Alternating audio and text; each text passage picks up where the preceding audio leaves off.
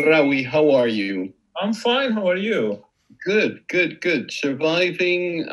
I love the seclusion. I don't have to wait at airports and travel in filthy planes. So I'm very pleased. It was kind of necessary, this whole thing, for some people, I think. Yeah, it was certainly for me. Yeah. I don't want the dove to come back with an olive branch. I want to stay in the ark for as long as possible. Very biblical. That's good. Okay. Rawi, let's start this conversation.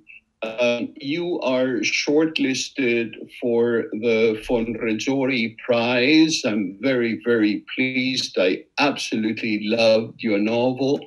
Let me make sure that I've got things right. You haven't published more than 4 novels. At least I haven't read more than 4. No, yeah, it's correct. 4 novels. Okay. Yeah, and I'm working on a book of short stories at the moment. Excellent. Okay. Well, I look forward to reading it. Rawi, let's start with the question of identity. In Canada, I was born in Argentina, you were born in Lebanon, but we are called Canadian. Everyone else in the world, they want to tag the place of birth onto your identity. So you are identified as Lebanese Canadian. What do you prefer? I'm kind of comfortable with that term. But I must admit that depending on situation and geography, I tend to take the liberty of using either. Sometimes it's not a matter of dishonesty, but I think that instant metamorphosis or completely adopting certain identity depending on the situation is, I think, in this era, in this world, is perfectly legitimate. And sometimes I'm perfectly both. I think most of the time I'm perfectly both, carrying all say baggage sometimes. But you were born in Beirut many years ago, 1964. Do you remember a feeling of identity as Lebanese there, or were you Muslim, Christian, Maronite, Jew, all these identities that exist in Lebanon? Yes, I think within the context of Lebanon and even the diaspora, religion, unfortunately, religion is the identity. It's still the dominant identity.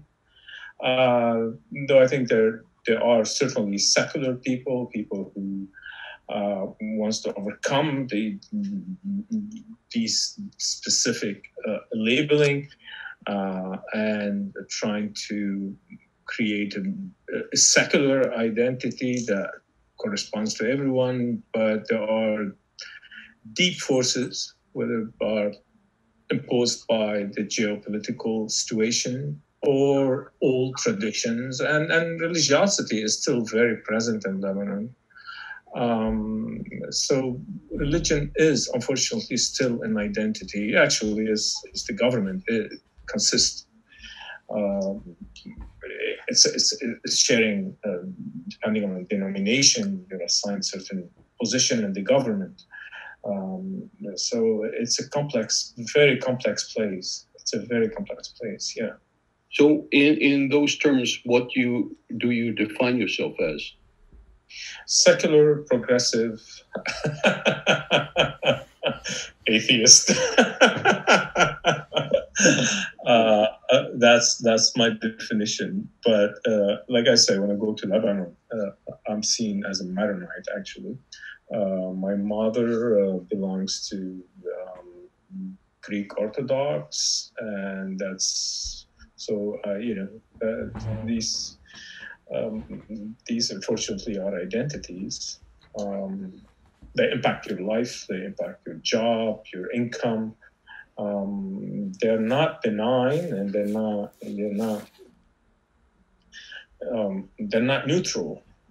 These labeling, these labels, these identities. Yeah. You went to school in Beirut, of course. You were taught in Arabic or French? Well, simultaneously, both French and Arabic. I went to a Catholic school, so we studied Arabic as a language, including poetry, history of the Arab world, and simultaneously we were taught also in French books, French language, French grammar, French history. Many books were imported from France, were published in France.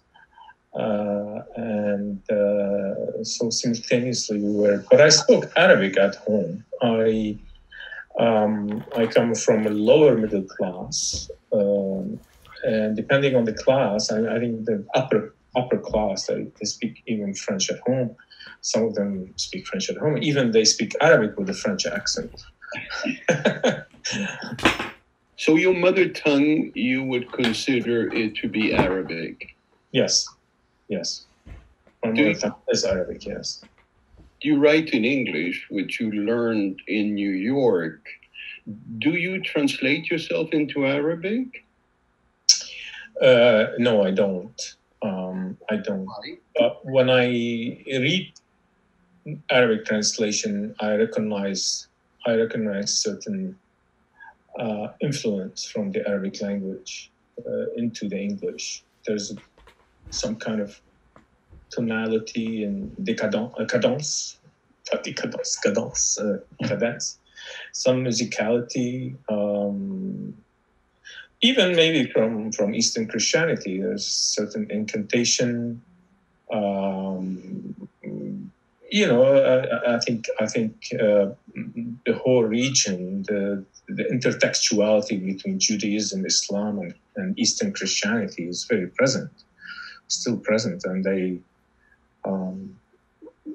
I think when I hear languages, or I used to do weddings, so I used to go to all kind of temples, synagogue, or churches, and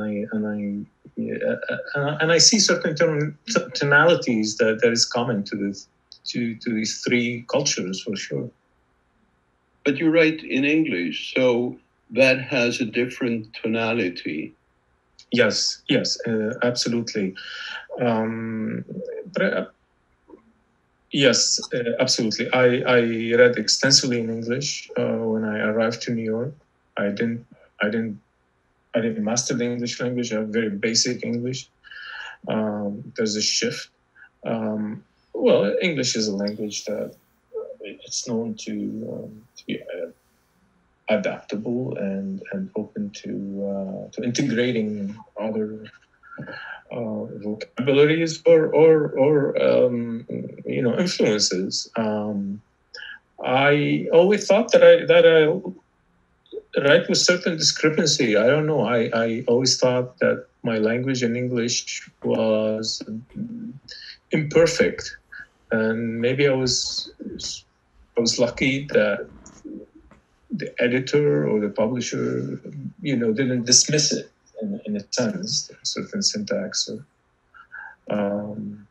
So it's. I think it's certainly a fusion of many influences, and the presence of the English language certainly is there too. It's a beautiful language, no doubt.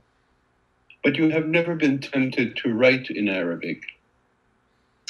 I do letters, but there's a bit of a distance. I read Arabic poetry. I still do. I read Arabic newspapers. I speak with my parents in Arabic. And when I go to Lebanon, I immerse myself in the Arabic culture. I make it a point to meet Lebanese writers or Arab writers. Read their books. I tend to read more in Arabic when I'm in Beirut, and I tend to go every year for a month or so, and I re-immerse myself in the culture, and it's great because also you get the gossip and the stories. I find it interesting then when you start to write, you do it through the image. You use photography as a way to create fiction, and then you go to the short stories. Was it because you didn't feel sure enough in the language you had chosen in English? I use images. You mean the integration of imagery in the writing? No, I mean concretely, you became a photographer before you were a writer. Oh, right. Yes, I think like many artists, there's certain trauma that has to be expressed somehow, and I wanted to tell that story of my story, the war, that big tragedy, and I tried to do it with photography. That like what Susan Sontag says, it's her famous book on photography. Says a photograph is a maxim. But I wanted to be more lyrical. I wanted to expand. I wanted to give a full narrative of the story. And I think I realized at one point that photography does not allow that space. It does allow space for interpretation, mystery, etc. Of course, it's not perfectly silenced, but it's not the best means for completion, to tell a complete story. When you start to write fiction, immediately from your first novel onwards, you choose a very particular kind of character, a small-time crook. Why do you find that voice interesting? Well, it's I tend to shift between, I think, the vernacular, or I'm mispronouncing it, or No. the experiential, and at least I think I tend to work on two streams. I imagine them, and sometimes within the same paragraph, I present the colloquial, the violent, and the high. Well, I won't compliment myself to say the highbrow, but at least I like to do that fusion. But it's also my experience. Like I said, I lived through the war and I've seen violence. I've seen violence firsthand. As a kid, I participated in some violence, so it's not it's only natural that will surface periodically and repetitively and in my work. I'm obsessed, and I think this is probably autobiographical, to be graphical. I'm obsessed with people who have conflicting backgrounds, violence, and at least not education, but at least love for arts and books. And I think that was my case and my brother's case, because we used to read poetry with shame, hiding from our friends. We were embarrassed to be seen with the literary book, but we all read, and we never talked about it, as if it was almost a taboo, because all our friends were a bit of, anti-intellectual, to say the least. So you surprised me. My experience of Lebanese society is a very literate society, both in Arabic and in French. Yes, but I think the crowd that we frequented were not particularly literate. Yes, they were. They knew languages, but but I'm talking about the immediate surrounding, the friends and people. So it's also a sense of macho thing. But yes, Lebanese are probably the most educated in the region. It's a place that movies allowed certain freedom. I think what Beirut played in the 60s and the 70s an important role because it did allow a certain freedom of expression. Lebanese they tend to take a lot of pride in the contribution of Beirut in that era, but we tend to forget that many of the exiles in the region came to Beirut and contributed to the culture. Going to your novels, we start with Niros Game, and it is, if it stems from your photography and you're trying to portray reality, a very cinematic novel. It's all movement, and not only the reference to De Niro and the deer hunter, but it is very cinematic. Was that your purpose, to write a film script as a novel? No, it was my purpose, actually. The Niros Game started as a short story that kept evolving, and it was a visual recollection of a certain event and I just finished, I studied at Concordia photography, so it was an extension of, I got my education in visual art, so it was that extension from the visual. And also I went through a period where I religiously went to the movies. At Concordia, I don't know if you remember or you've been, probably, I don't know. They had that small, almost cinematheque, small, played great movies, and I had access through a friend for Passepartout, laissez-passer, and I went religiously to the movies. It was my escape. I loved it. And I think all these influences, the visual, surfaced in the Niros Game. Yeah. They are definitely apparent. And also apparent is your interest in death, and particularly in suicide. It is remarkable that in your 4 novels, suicide in some form or another plays a very important role. What attracted you in the Russian roulette that George plays in, with George's gun is played in De Niro's Game?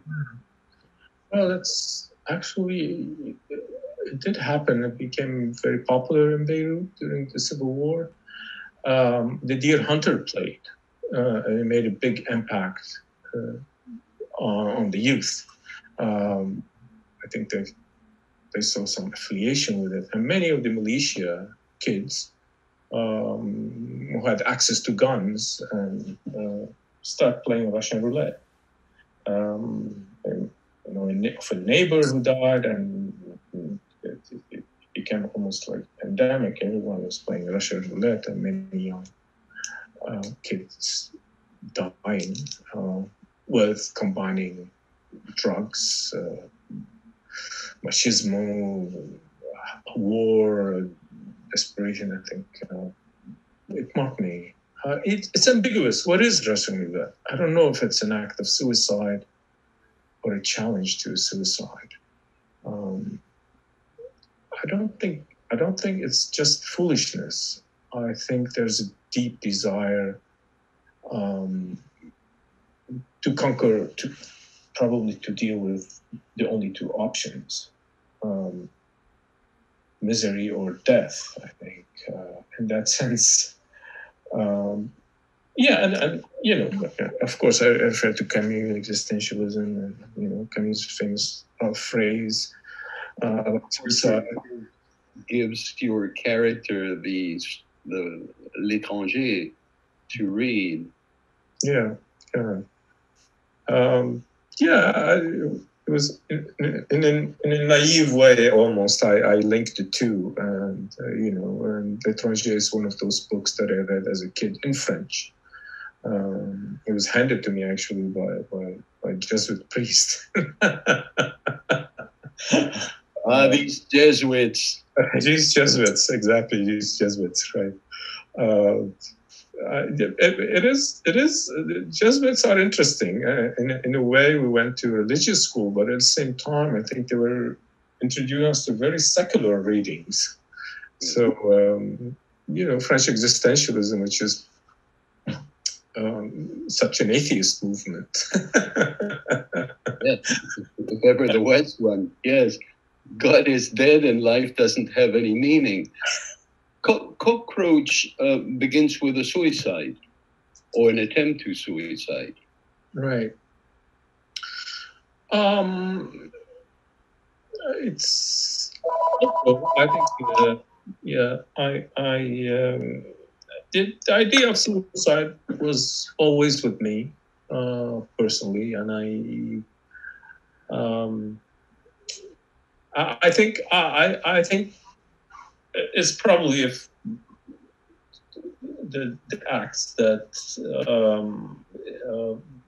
defy this fatality of existence. I think that's the only act that we do have control on. Yes. In your fiction, it appears as that in the midst of the absurdity and the violence, it is the act that allows you literally to take your life in your own hands. Yes. Also, there's I grew up in certain disdain to life.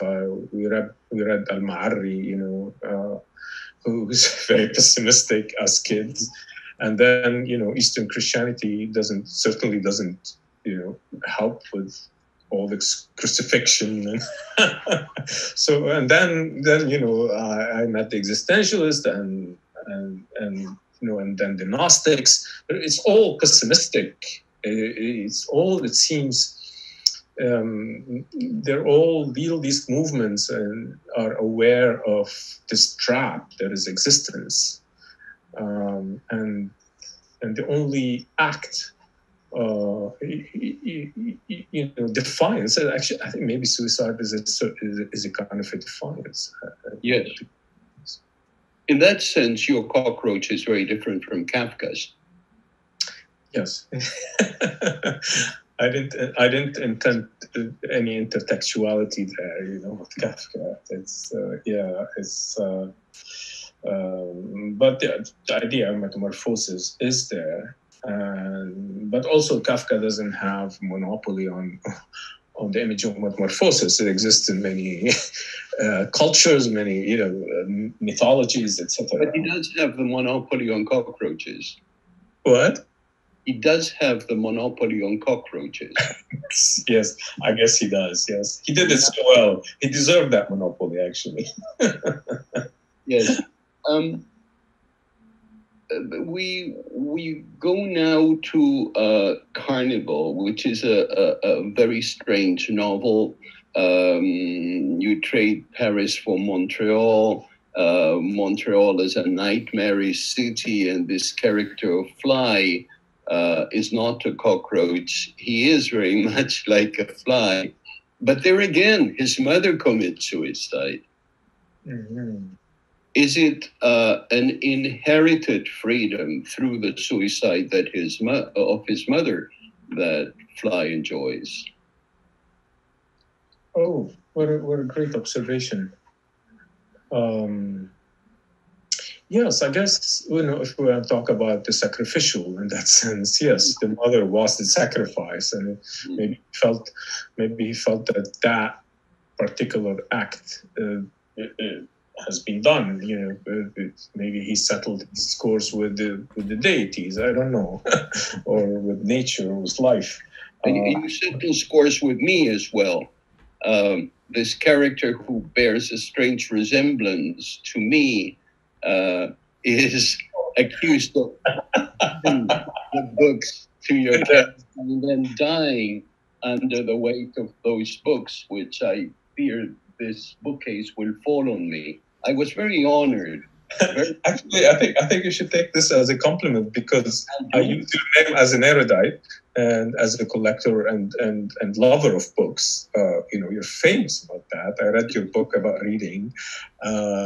And, your saga with libraries is mythical. I mean, you're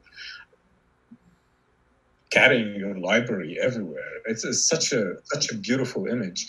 I was very delighted to find that in your novel. But you have in what you were saying about the vernacular and a more sophisticated language is reflects your reading. I find traces of so many things in your books, and I don't know if I'm finding something that's not there, but the Chidiac's novel, Leg Over Leg, that has been translated only recently into English, has a picaresque feel that I find in your books. Was that an important influence, this 19th century Lebanese writer? Probably. I read him a long time ago in Arabic. But I think the humor and that sense of absurdity that every culture tend to enjoy is there. And also Shidiak took many of that humor from the vernacular as well. From I mean, some of the humor that he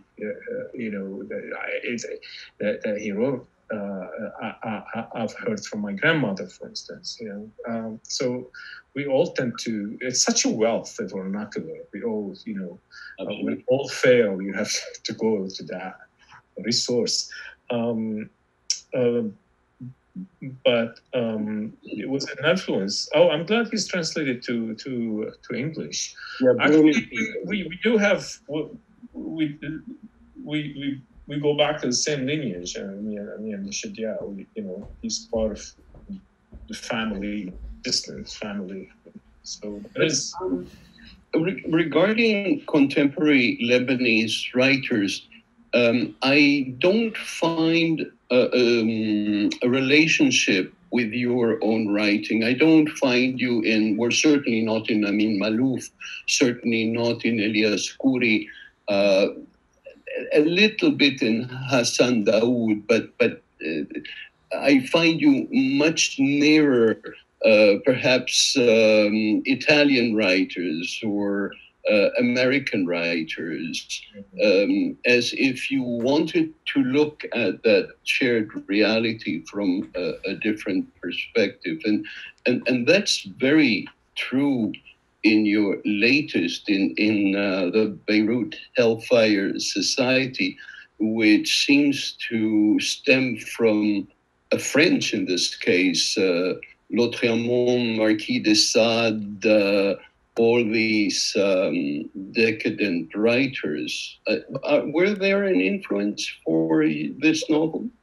Yes, but in all fairness, I think also Arabic literature is pretty much influenced by Western literature. I mean, even Mahfouz read Gide, and so.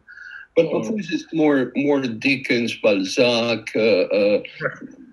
You seem to go for something more violent and perhaps more challenging to the ideas of traditional values. Yes, I think, I do. I mean, it is a criticism. It is a criticism of particularly, I think, monotheism to a certain extent, and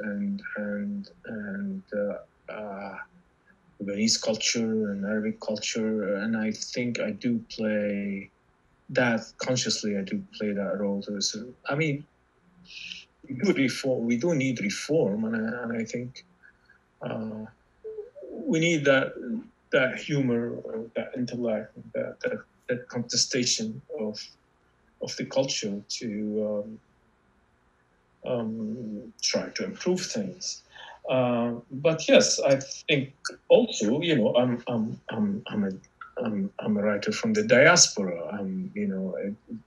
I never looked for any authenticities, whether it be Western or Canadian, or I always thought of myself as a transnational writer to a certain extent, whatever that means. I don't know. But yeah, I mean, I have Eastern European influence. I have Harbel is a big influence of mine. I love Harbel. I love his humor. I love his, actually, there's a reference to Harbel also in the library in Carnival. And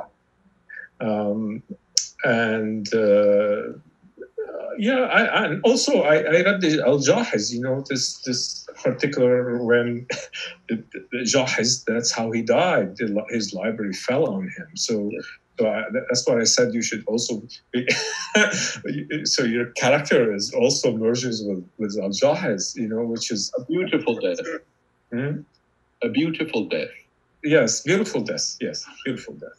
But in the latest, in the Beirut Hellfire Society, it is not by chance that that strange character is called El Marquis. No, it's not by chance. I think I always thought we need Marquis de Sade in the Arab world just to break these taboos and this obsession with the body to a certain extent. I think during, yes, the French Revolution was about class, was about the commune, it was about getting rid of certain strata, but I think the Marquis also understood the dominance that the church plays on the body and in sexuality. I think he took an angle that nobody thought about in the French Revolution. I think it's not a coincidence that the opening there was an évêque, part of the five.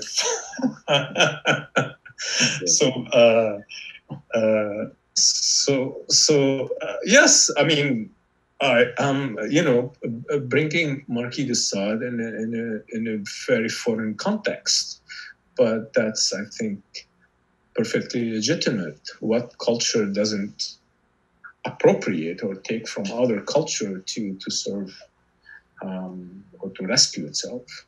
It wasn't your Jesuit teacher who gave you the Marquis to read. No, they didn't go to that extent. No, it wasn't.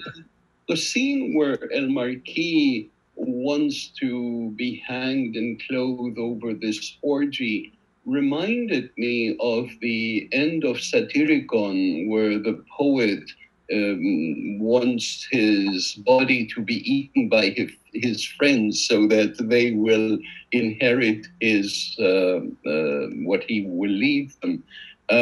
There is something cataclysmic in that scene which goes back through literature. I thought it was absolutely extraordinary. How did it come to you?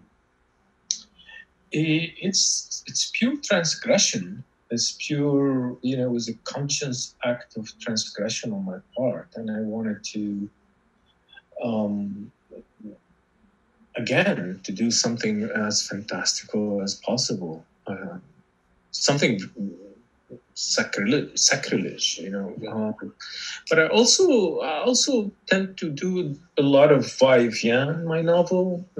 I go back to certain references because he did, I think the Marquis to a certain extent, he feels guilty. He definitely feels guilty about the suicide of one of his students, who consciously, of course, this is a reference to the philosophy de boudoir, the corrupt young girl. I think he wanted to have that same death as his student. Mm-hmm. But it wasn't courageous enough to hang himself. He waited till after his death to reenact that act of redemption. There is a progression in the freedom you allot yourself in the fantasy from the Niros Game to the Beirut Hellfire Club Society. And in this fourth novel, you not only have these extraordinary, vivid scenes, but you have, for instance, the dogs who can speak to Pavlov, nonetheless. Right. So I can hear in that the influence you were saying of the East European literature. Yes. Yeah, in that sense, surrealism comes so naturally to Eastern European. Yes. It's not that conscious surreal that comes from the surreal movement, but it's the absurdity that they lived, I think. Yes. I think they had to create that absurdity and perfect it because, Soviet Union, communism that was so oppressive.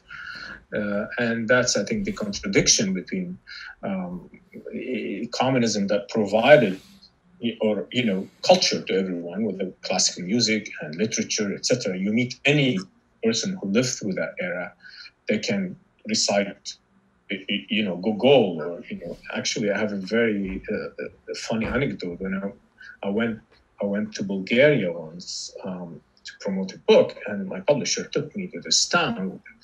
It looks like the Soviet era, and all that is a factory of Kalashnikov. Workers and mining. And I go to this monumental library, and I'm there talking, explaining, and this old man, rough hands, clearly a worker, no teeth, stands up and gives me a lecture on Dostoevsky and Russian literature. I felt embarrassed. I really felt he humbled me. So this, I think this in a sense, communism providing culture, but at the same time censoring it, created that factor of absurdity in their literature. Well, you are not close, I feel, to Dostoevsky, but to Bulgakov. Yes, well, yeah. Also, there's a reference in Beirut Hellfire Society to Bulgakov at the beginning when Christ shows up. There's all these references, and sometimes I think them as humorous as well. Very humorous. It's something that I wanted to point out. Describing what happens in your novels, one can get the sense that there are nightmarish thrillers, political war, urban violence. But underlying this, you have a great sense of humor. And it's not a coarse sense of humor. It's more akin to, again, the humor of Eastern Europe. You're very funny. Thank you very much. Whenever someone said that to me, I feel very I'm flattered,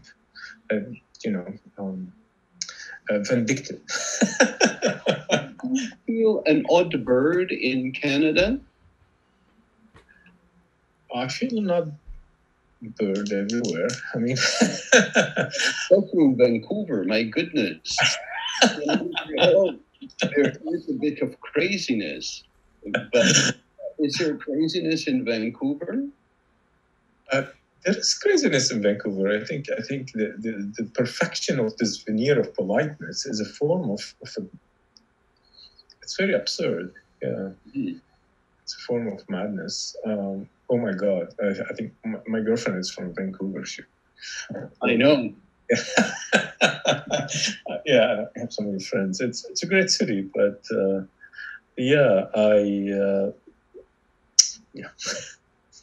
So you're happy in Vancouver, and you have lived in so many different places, New York, Montreal.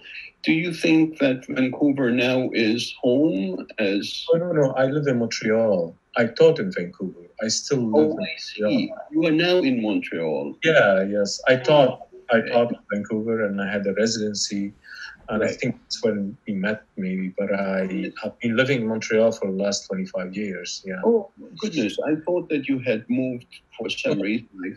No, that makes much more sense. Yes. I can see you thrive in Montreal. Yes, definitely. And there's that French side, and it's a good it's a good compromise for me. It's a North American, but also there's that French European element that I need, actually. It's part of me as well. Of course. So you said that you were writing now short stories. Will the tone be the same as your novels? Are you stepping out of that landscape? Yes. I think the Baroque style is more subdued a bit because of the nature of short stories. There's a bit of absurdity, but not that much, actually. I think I have something in common with Daniel Kush. Yes, brilliant writer. And I think we all have a certain interest in Gnosticism, and I read him. Of course, Borges, I'm not going to tell you, but also all these many references to Gnosticism. But I've heard of him. Mm-hmm. I've heard of him. You read for him.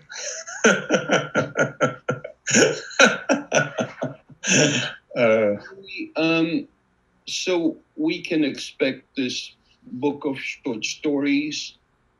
What are you reading now? Well, it's here. I'm reading Calvino. I felt the Italians are being generous to me, so I might as well read more Calvino.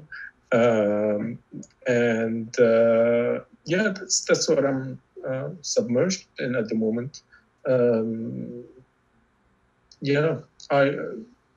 That's what I'm reading at the moment.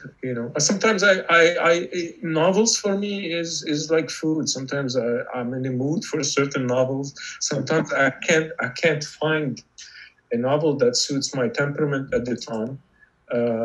But also I alternate between novels and nonfiction. Are you staying cloistered? Do you go out now, or are you restricting yourself to your apartment? I'm restricting myself, but we go do some groceries, and we're lucky in Montreal. We have that mountain, so we walk. We're allowed to walk. And the other day I was walking with Madeleine, and 2 policemen on horses came and asked us if we have the same address.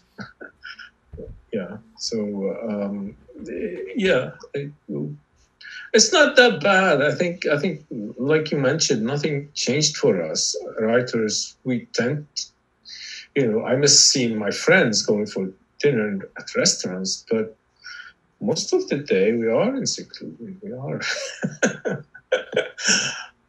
Do you learn a lesson from this confinement? Will something in your life change once we descend from the ark?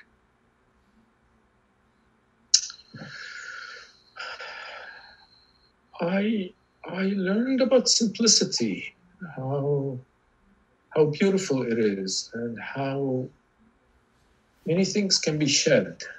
I think we had a lot of excess, whether intentionally and unintentionally. And I learned also how evil consumerism is. Still with the confinement, people are still managing to acquire things, unnecessary things. We're a greedy species. Thank you, Rawi. Well, thank you very much. Very good luck for the Rezzori. Thank you very much. Thank you. And I'm very flattered that you read all my books. I was looking for myself in them. You might come up again. Who knows? I hope so. Thank you, Rawi. And love to Madeleine. Ciao. Ciao.